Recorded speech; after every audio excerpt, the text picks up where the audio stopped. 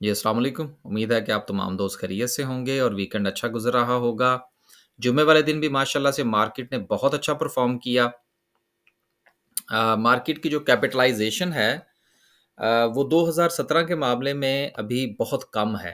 तो लिहाज़ा मैंने पिछले दिनों एक ज़िक्र किया था आपके साथ कि मार्केट में अफ़वाह है कि मार्केट जो है वो 17,000 पर जो है वो जा सकती है। तो जिस तेज़ी के साथ जो है वो मार्केट चल रही है, लगता तो ऐसे ही है कि वो अफ़वाह जो है वो शायद ख़बर बनने जा रही है।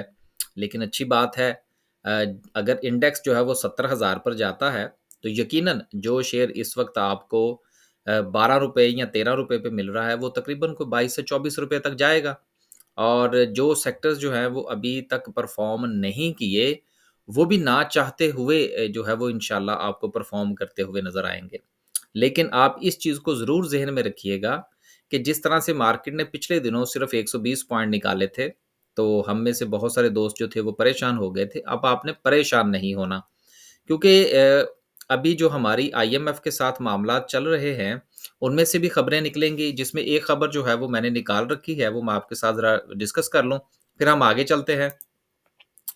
आईएमएफ की जानिब से पाकिस्तान से सख्त मुतालबात किए जाने का इम्कान। देखिए, इम्कान जो है वो तो किसी भी सूरत रद्द नहीं किया जा सकता। अब ऐसा तो हो नहीं सकता कि आईएमएफ ने कर्ज़ देना है और वो आपके यहाँ आए और आने के बाद कहे जी माशाल्लाह सब कुछ ठीक है जी, ये लें जी पैसे पकड़े।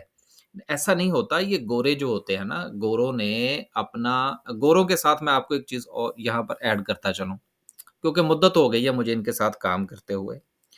गोरों के यहाँ पेपर वर्क जो है वो इस कदर होता है कि जिस वक़्त आप उस पेपर वर्क का जायज़ा लेते हैं, तो बाज़ औक़ात हम जैसे लोग, चूँकि हमें आदत नहीं होती ना पेपर वर्क की, तो हम ये समझते हैं कि शायद पता नहीं क्या जो है वो होने वाला है।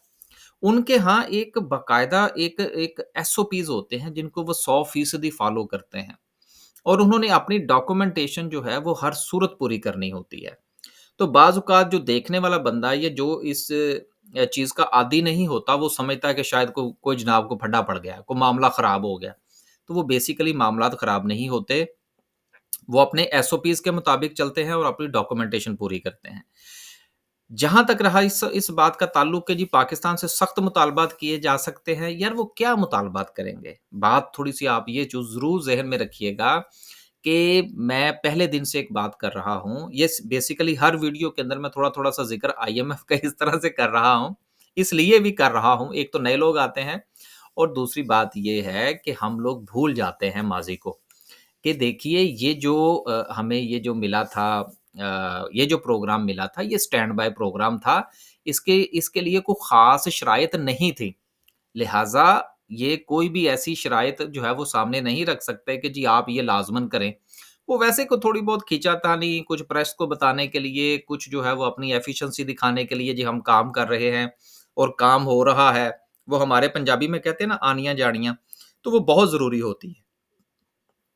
अगर डॉक्टर शमशाद अख्तर साहिबा जो हैं, वो अगर इस किस्म की बातें ना करें और वो साथ में ना बताएँ कि जी हमने बहुत कुछ कर लिया है, और आईएमएफ को जो ये हमने जी वो पूरा राज़ी कर लिया है, और आईएमएफ की तरफ से फिर कोई खबर आए और फिर डॉक्टर साहिबा जो हैं वो उसके बारे में जवाब दें, तो फिर एफिशिएंसी तो पूरी नहीं ना होती। तो समझा करें। इसलिए परेशान होने वाली कोई बात नहीं है। इंशाल्लाह ये पैसे जो हैं ये पाकिस्तान को मिल जाएँगे। हाँ, ये ज़रूर हो सकता है कि इस तरह की 2-4 हेडलाइन्स लगवाई जाएँ जिससे मार्केट पे थोड़ा-सा प्रेशर आए। अगर आए तो वो एज़ ए अपॉर्च्युनिटी होगा इंशाल्लाह। तो उम्मीद है कि आईएमएफ के हवाले से बात जो है वो मुकम्मल हो गई। अब वापस चलते हैं। माशाल्लाह से 1200 पॉइंट्स, 1125, मेरा ख़्याल है 1200 ही हो जाते तो ज़्यादा बेहतर था। मार्केट ने 1200 पॉइंट्स डाले हैं जी, और सूरत-ए-हाल ये है कि 1200 पॉइंट्स के साथ जो सर्किट ब्रेकर है अगर हुए तो देख लेते हैं। माशाल्लाह से आज भी 8 हैं, जिसमें कोहिनूर एनर्जी है, वॉल्यूम बस 100-100 है, उसके अलावा एयरलिंक है, बीफो है माशाल्लाह से, मिचेस फ्रूट फार्म है, शिज़ान है, एंड सो।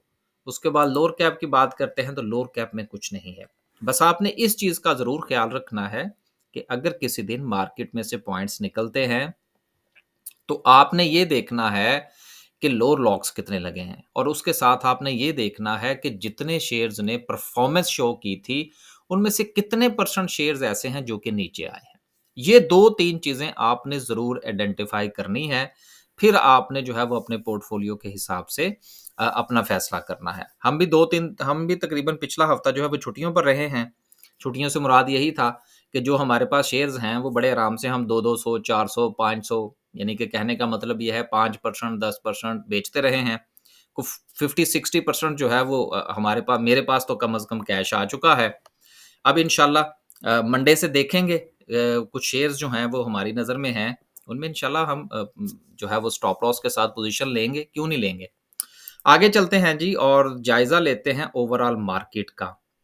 माशाल्लाह से सेक्टर वाइज़ पोज़ीशन देखें तो पावर जनरेशन जो है इसने परफ़ॉर्म बहुत अच्छा किया है और इसके हवाले से खबरें ये चल रही हैं कि आईएमएफ ये कहेगा कि जी आप जो है वो पावर जनरेशंस की पेमेंट करें।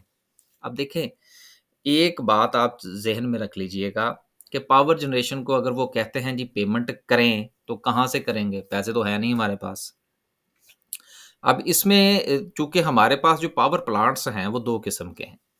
एक हमारे वो प्लांट्स हैं जो कि हमारे पाकिस्तानियों के हैं, दूसरी फॉरेन इन्वेस्टमेंट है।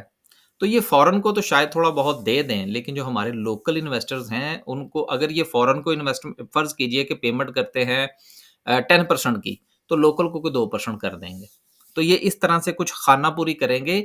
मैं फिर अपनी वही बात दोहराऊँगा कि हमारी जो इस वक़्त गवर्नमेंट मौजूद है पाकिस्तान में, इनके ऊपर कानूनी तौर पर कुछ बाइंडिंग नहीं है कि उन्होंने आईएमएफ की बातों पर अमल करना है और स्टैंड बाय एग्रीमेंट है, वो पैसे उन्होंने देने ही देने हैं। लिहाज़ा वरी ना करें, लेकिन ये फ़ायदा ज़रूर है कि इस खबर की वजह से पावर जनरेशन में आपको वो क्या कहते हैं, दिन दुगनी और रात चौगुनी तरक्की नज़र आ रही है।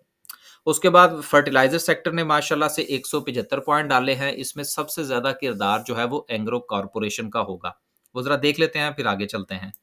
कंपनीज़ के पॉइंट ऑफ व्यू से हबको है, इफट है, उसके बाद मिज़ान है, एंग्रो है, फिर उसके बाद हमें अब ये देखिए एफएफसी है, इफट है और एंग्रो कॉर्पोरेशन है, जिसमें 42 पॉइंट्स जो हैं वो एंग्रो कॉर्पोरेशन के हैं, 42 एफएफसी के हैं और 81 पॉइंट्स जो हैं वो इफट के हैं।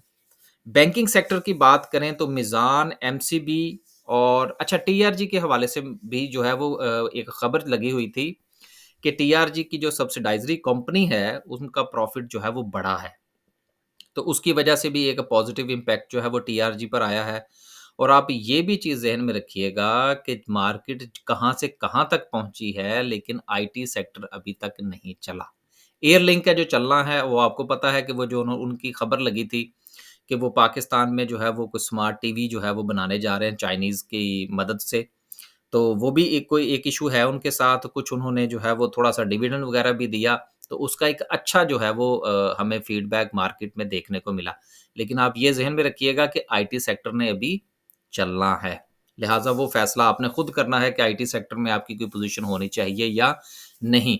वैसे तो आपके पास कम से कम जो अच्छे सेक्टर्स हैं फ़ार्मा का जो सेक्टर है ना, वो मुझे सिर्फ़ माँ सवाए 1-2 शेयर्स के बाकी वो सेक्टर मुझे पसंद नहीं है। उसकी वजह ये है कि उनकी ईपीएस बहुत लो होती हैं और वो देते-दिलाते भी कुछ ख़ास नहीं है। लेकिन इसके अगर आप एज़ कम्पेयर्ड अगर आप देखें, तो आपका सीमेंट है, स्टील है, फर्टिलाइज़र है, पावर जनरेशन है, कमर्शियल बैंक्स हैं, इनमें से केमिकल है, ये कुछ 6, 7, 8 सेक्टर्स बनते हैं क्योंकि इस वक़्त जो हमारा ऑटोमोबाइल्स है, वो तो आउट क्लास हो चुका है ना, अभी फ़िलहाल मैं उसको कंसीडर नहीं कर रहा।